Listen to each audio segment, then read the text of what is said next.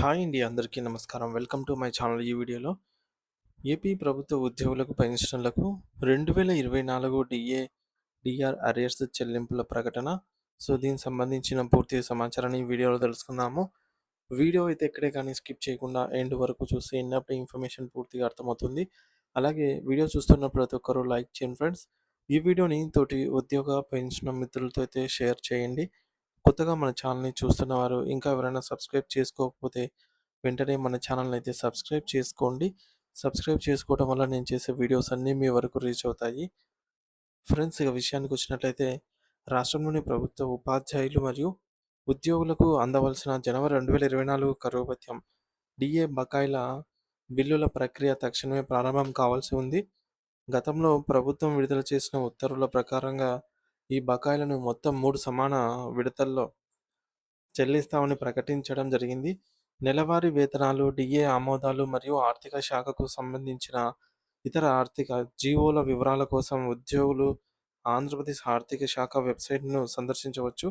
అలాగే బిల్లుల ప్రాసెసింగ్ మరియు ఈ పే స్లిప్స్ సేవలకు సంబంధించి తాజా సమాచారం కోసం ట్రెజరీ పోర్టల్‌ను సంప్రదించే అవకాశం అయితే ఉంది.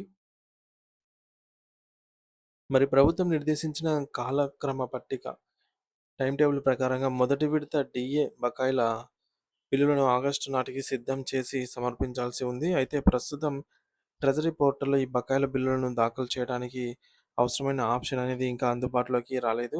దీని కారణంగా పాఠశాలల ప్రధానోపాధ్యాయులు మరియు డ్రాయింగ్ అండ్ డిస్బర్సింగ్ అధికారులు బిల్లులను తయారు చేసి సమర్పించడంలో తీవ్ర జాప్యం ఎదురవుతోంది. బిల్లులు దాఖలుకు గడువు సమీపిస్తున్న తరుణంలో ఈ సాంకేతిక సమస్య ఉద్యోగులను ఆందోళనకు గురిచేస్తోంది.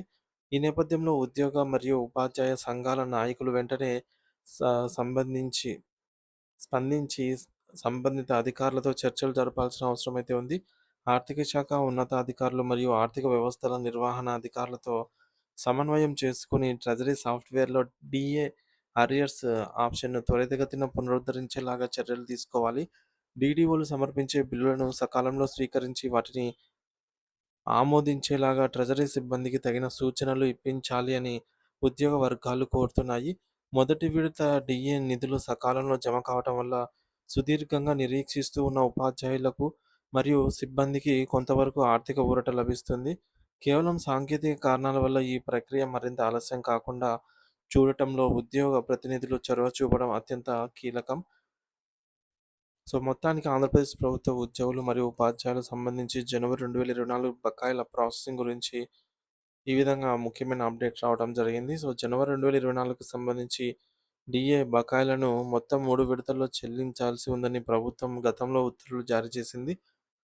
ప్రభుత్వ కాలక్రమ పట్టిక షెడ్యూల్ ప్రకారంగా మొదటి విడత ఆగస్టు అంటే ఈ నెలలోనే సమర్పించాల్సి ఉంది.